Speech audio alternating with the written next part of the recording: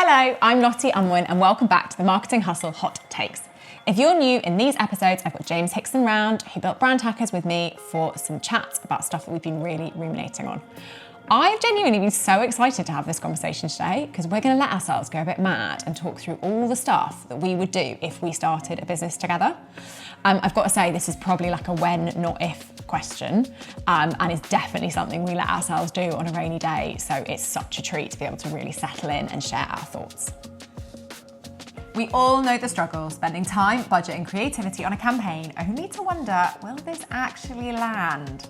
Well, this is where Sticky Beak comes in. Sticky Beak is a game changer for consumer testing, which I'm so passionate about, helping you make your marketing more effective by getting real consumer feedback on your brands, campaigns and products quickly and affordably. So why Sticky Beak? You can get fast, reliable insights in 48 hours or less. Testing won't blow the budget. It costs hundreds, not thousands. You can reach your target audience globally. You can test everything from logos to taglines, messaging, creative, packaging, promotion, and more. And I really believe in marketing data-driven decisions, and you'll hear me wang on about the power of insights. So I'm very proud of this partnership. Visit stickybeak.co/marketing hustle to book a free 30-minute strategy call and discover how they can help. Plus, you get some free Sticky Beak credits to get you started, so well worth giving it a go. Okay, so I'm so excited about this. Yes, Today. Been waiting for a chance to say finally, exactly. We're going to give ourselves some time to daydream on the subject of what we would do if we started a brand.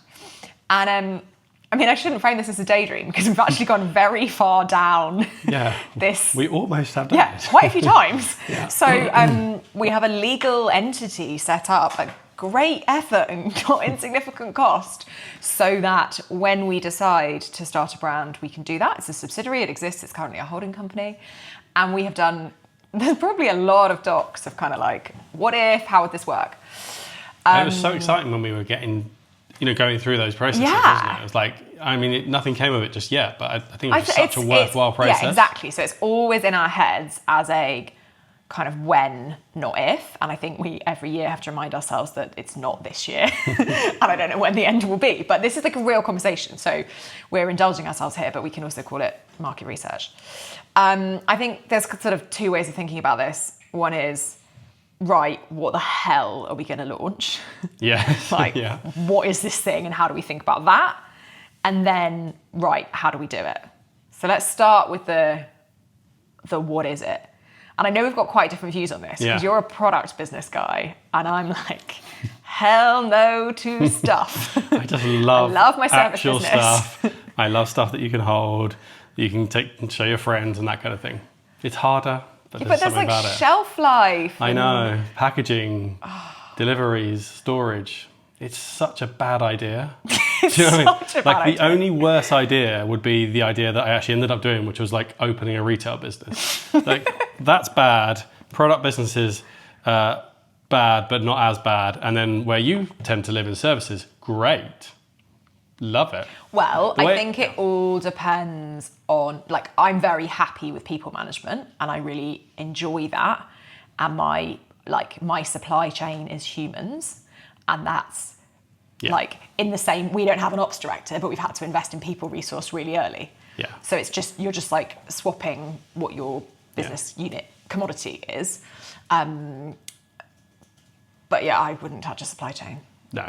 Fair enough.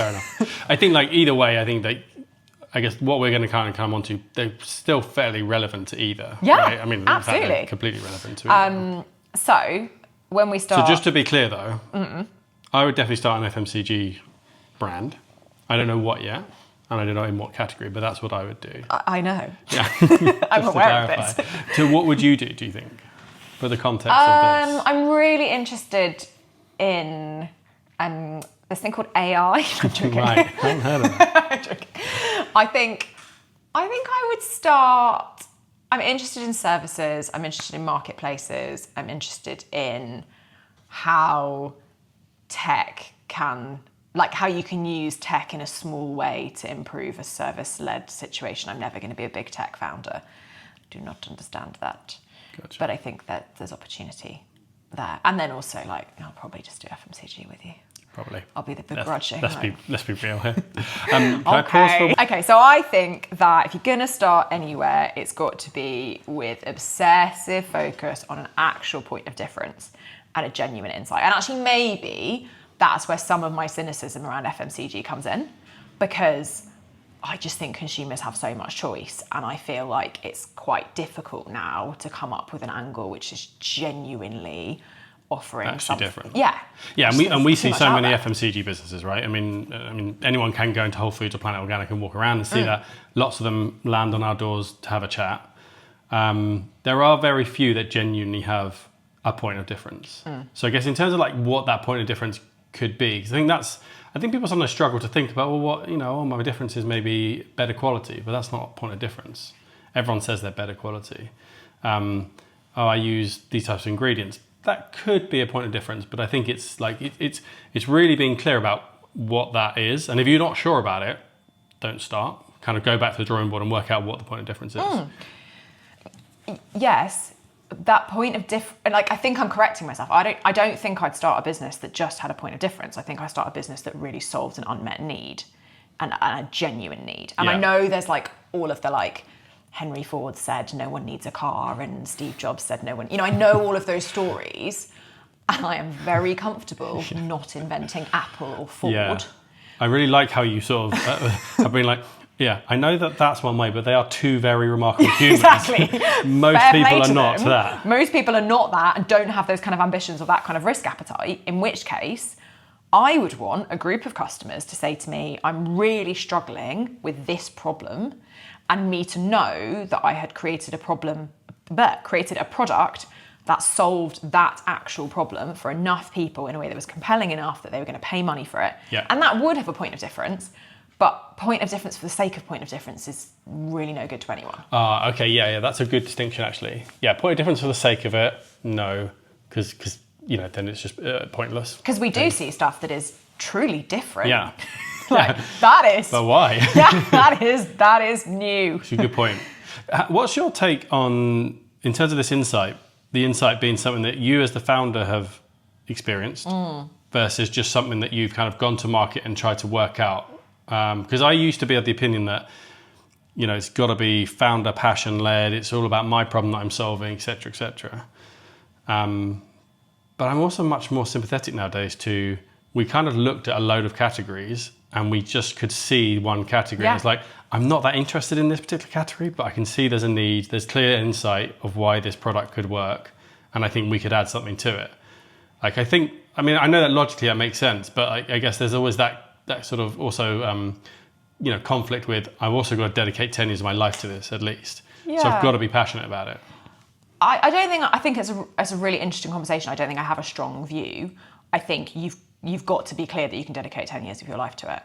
I think I always think of the Calorie story here. Okay. So Calorie, for anyone who's not familiar with the product, is a tampon that has like wings.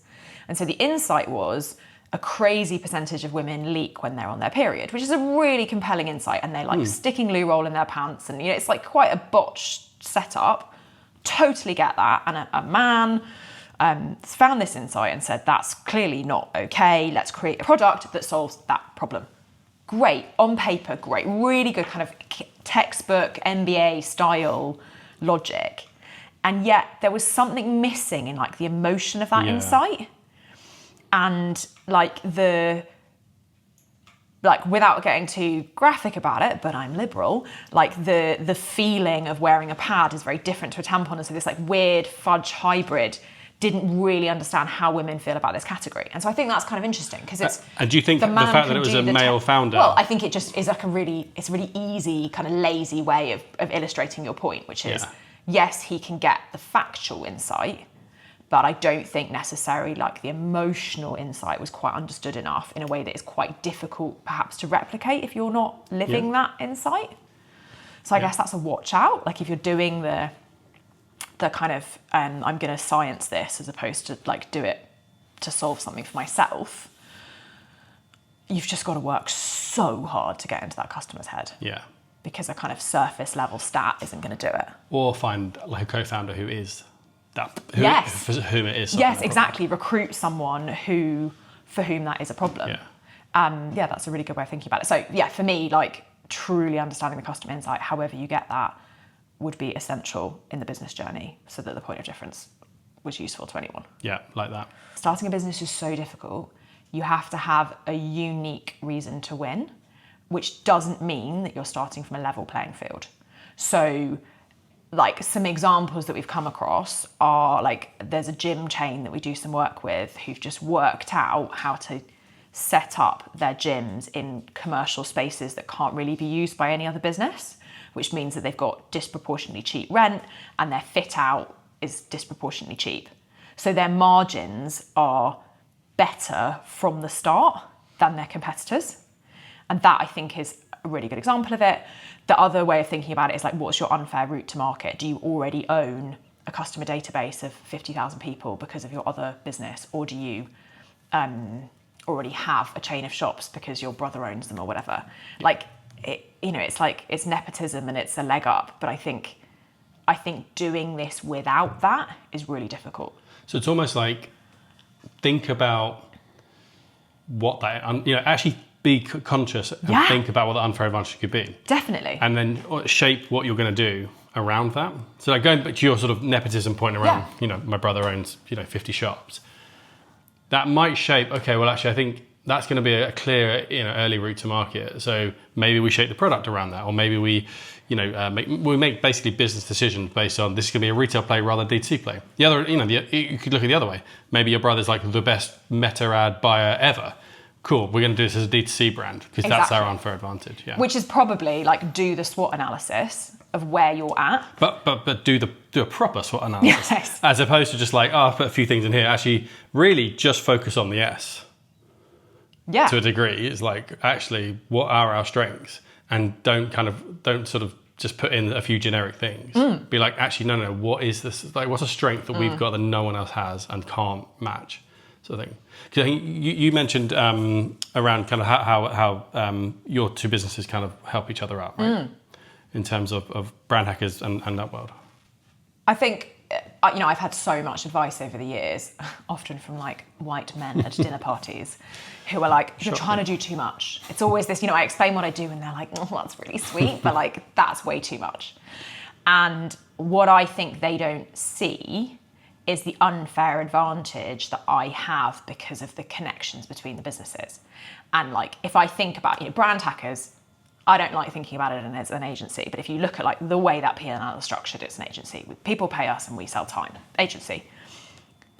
I've had such a different journey because I'm not just starting an agency on my own. I was starting an agency with the momentum of having been building a community for 6-7 years by the time I first started doing that.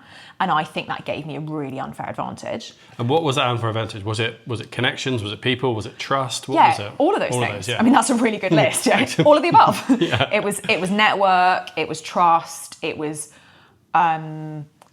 deep understanding of the industry. Like I probably didn't know it, but I think I just had a level of savviness because I was around my customers for so long. Yeah. So I think that was huge. And then I think that, to our credit, we've built unfair advantages in our personal brands. Yeah, and we could have done a way better job of this, but I think that's something we've really both put effort into. And I think on that point, actually, because whether it's personal brand or networking, and I kind of mean networking in slightly more of a modern sense rather than sort of, the hotel on the side of the M1 type thing. Being well connected, I think, is an unfair advantage that is very open to everyone, but is very not taken advantage of by most people. And I've kind of noticed this, I guess, since building brand hackers with you, is just by sort of dent of doing what we do, I'm meeting lots and lots of people and building a network, networking, as it were. And that is just opening so many doors. And I've actually got an unfair advantage against other people. But they could go and do that too. And I think that's like, but it's almost the easiest one to get, if that makes sense. Yeah, the barrier is, there's no cost involved, there's no nepotism. The barrier is just like, actually you just have to start. Get out there and just start. I don't necessarily mean the LinkedIn thing. I just literally mean like going for coffees with people. Sure, it can just being open. Yeah, networking can have any different guise. So, okay, so we've got unmet need, which gives us a point of difference that people care about. and we've got an unfair advantage that is, again, relevant. Like, yes, you can have an amazing network in food and drink, but if you're launching your car, Texas business. yeah, exactly. If you're launching car insurance, that's not going to work. So understanding where your strengths are, I think your point on like doing that S work really clearly is a great thing. Like that. So that's almost like pre-launch. Yeah. That's like, okay, this is actually how you think about concept. coming up with what the concept or the product is. You've then got to sell it. Yeah. And actually, that's the word. That's the word. I kind of thinking about this because, I guess what we're trying to talk about is how would you launch a brand? What would you do? And, we're both marketers, so like marketing's a big part of what we're going to talk about. But actually, I kind of came right back. I was like, one of the first things is just get comfortable selling.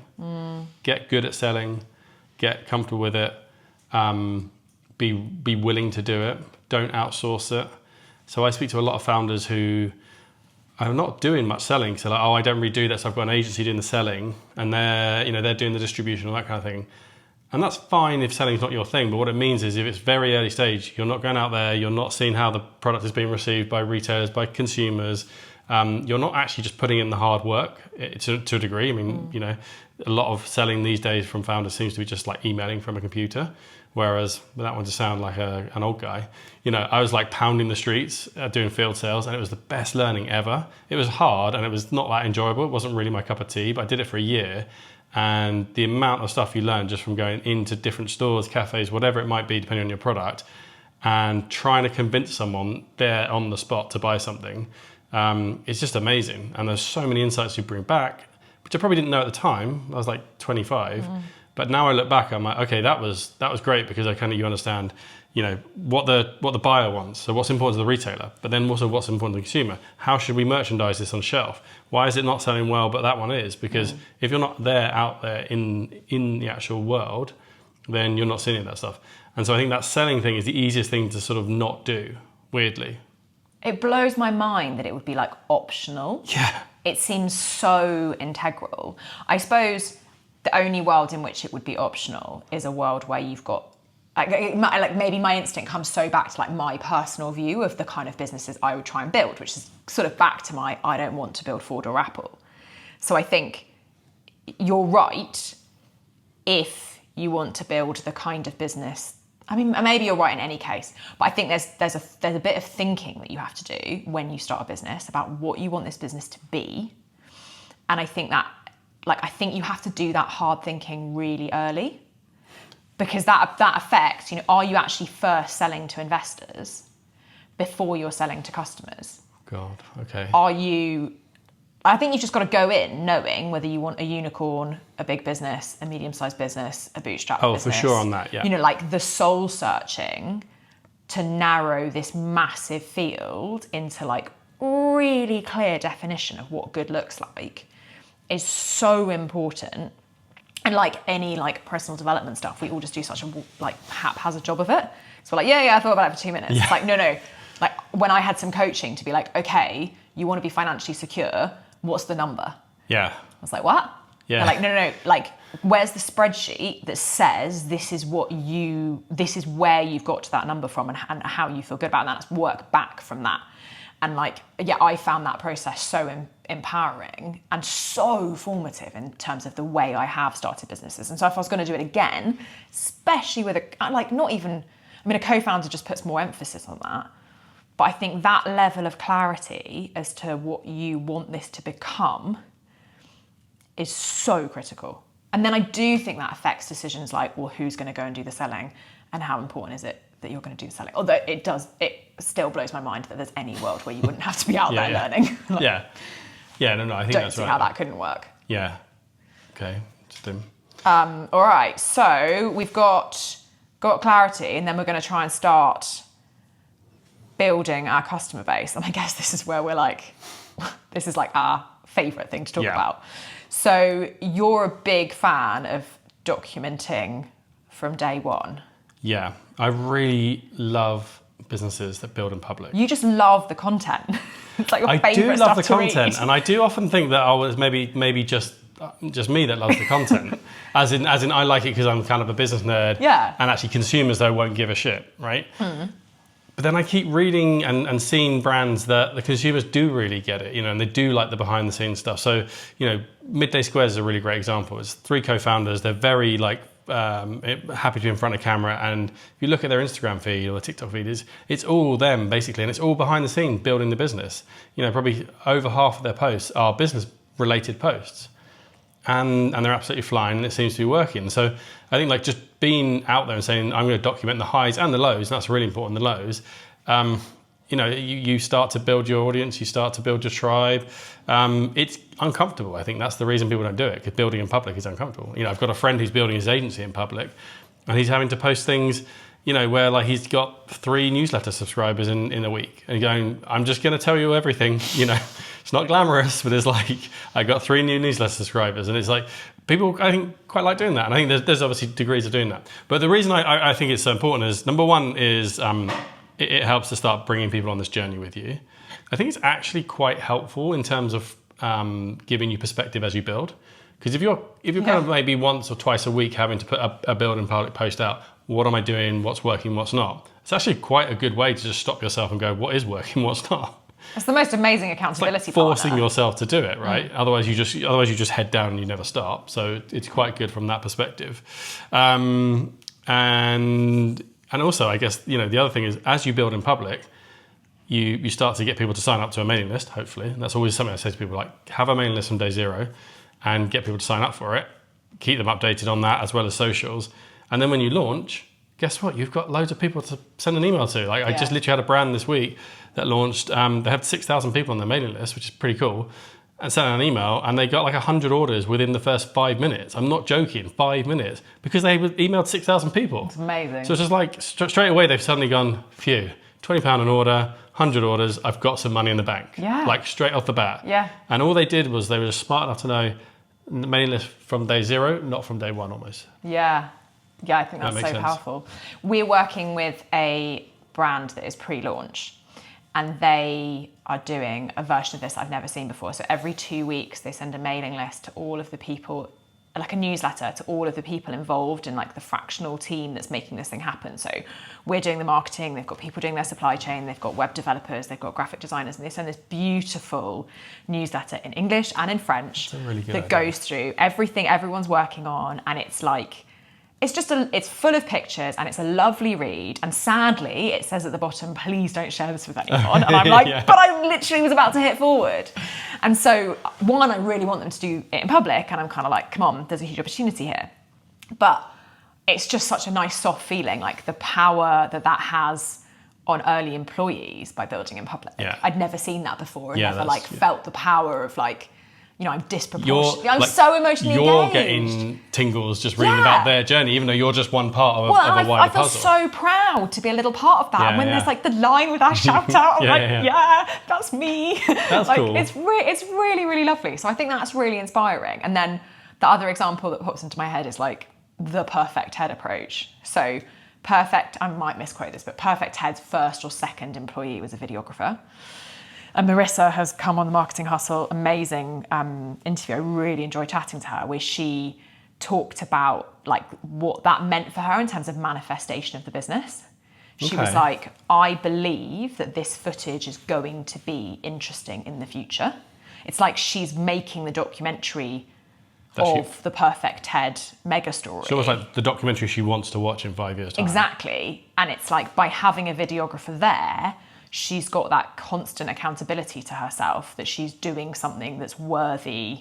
That's a great of being idea. A record. It's so mind-blowing in terms of the level of confidence and conviction. I'm love that. Yeah. Cool. I've occasionally thought about, getting a videographer for half a day, but to employ that, but then to have, to hardwire building out loud into your org chart, for that to be, presumably that was 35% of their expenses at some point. It's a huge financial commitment from day 0, as you say.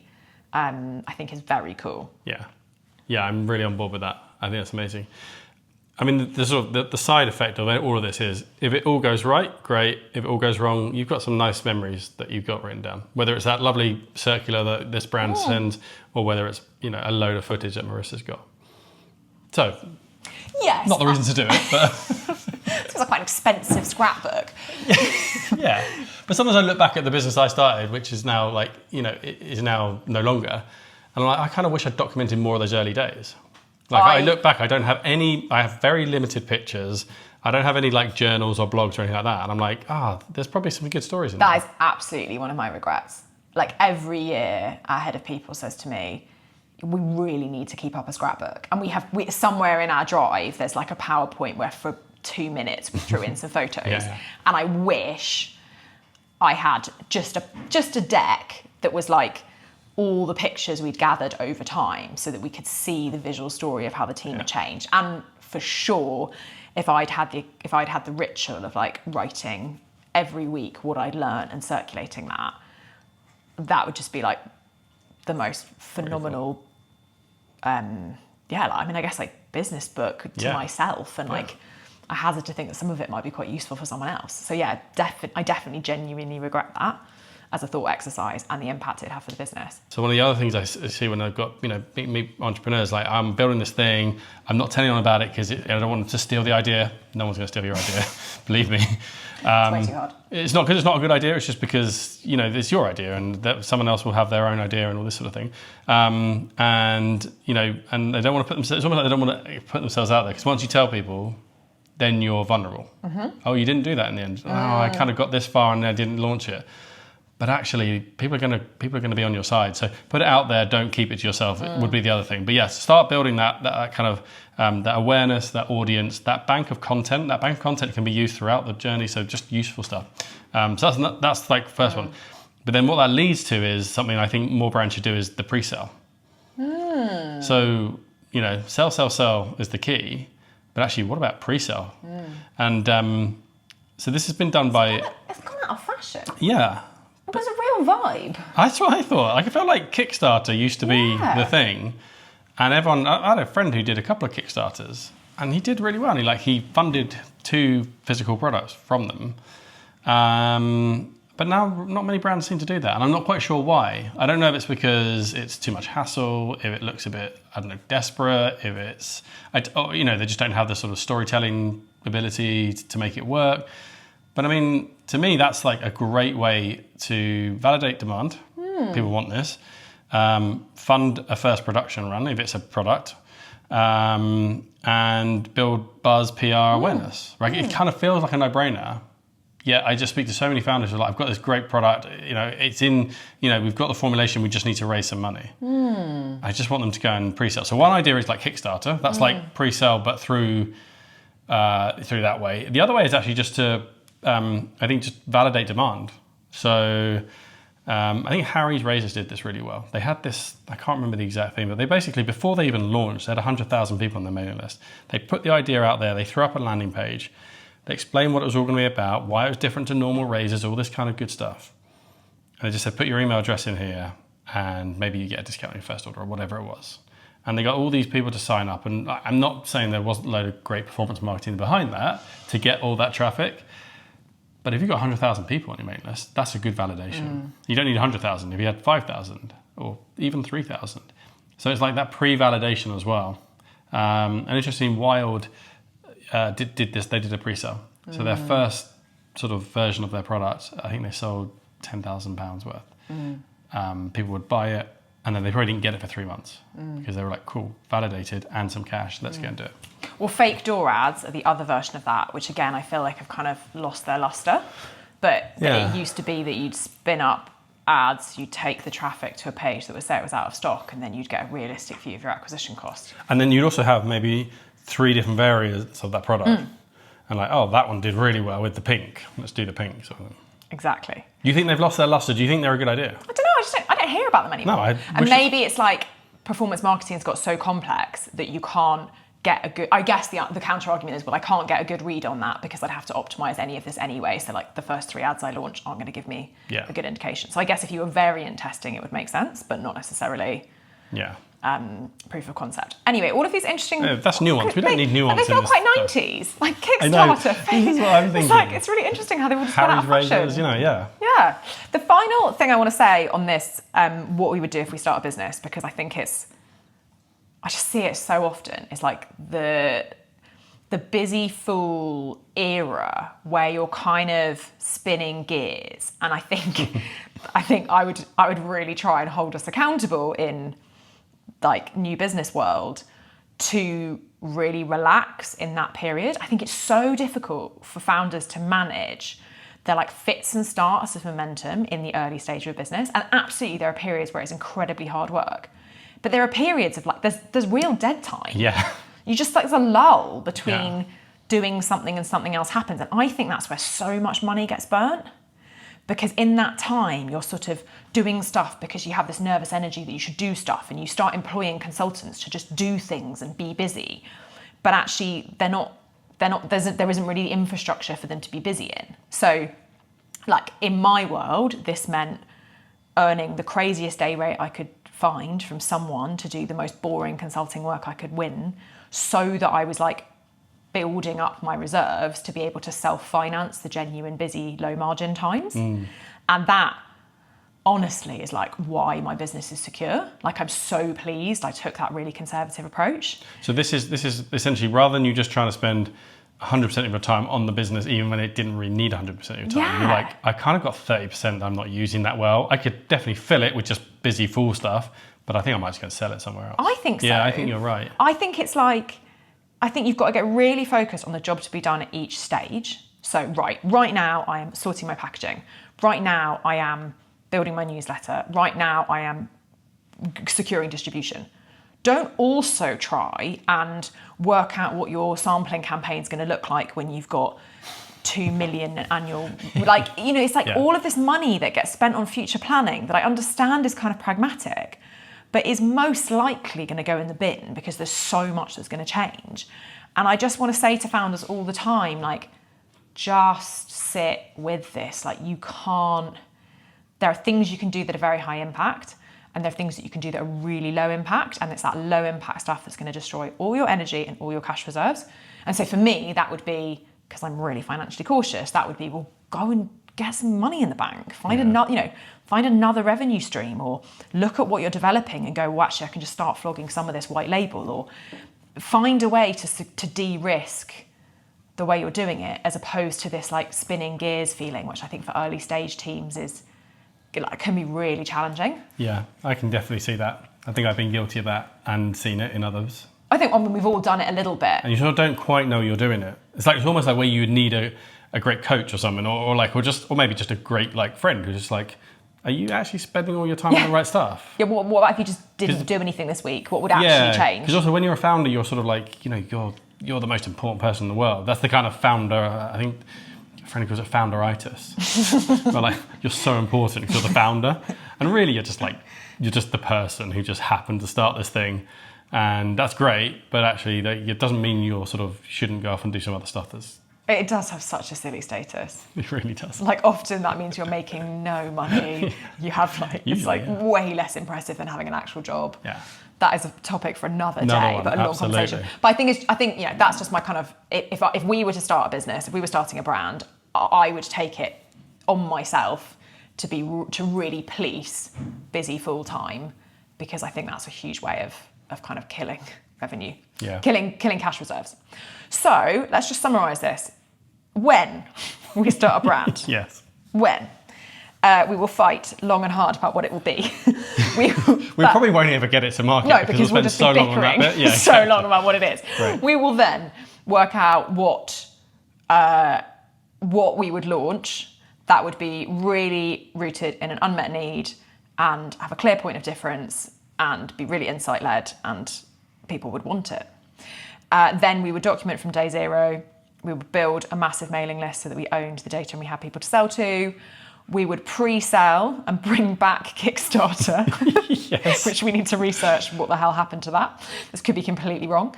And then we would really hold ourselves accountable to only doing the stuff that really mattered, even though it will all feel very super important, because we'll be very important founders. Such a great list. Yeah, there we go. It really is. That's a really good day zero to day whatever half list. Cool. Nailed it. I like that. All right. Done. Thank you so much for joining us today. I am fascinated to hear if any of that resonated with you and you think you've seen some of those mistakes before or some of those learnings might be something that you stick with in the future. Thanks again to Sticky Beak, our sponsor, who make these shows happen. Sticky Beak are offering us an amazing deal of a 30-minute free consultation at the link that is in the bio, stickybeak.co/marketing hustle, and they will help you get that research right, which was a key part of James and my obsession. Insight really matters, and they're going to help you get there. Please do share any feedback with me in my DMs on LinkedIn. I really can't wait to hear what you think, even if it's brutal. Thank you so much.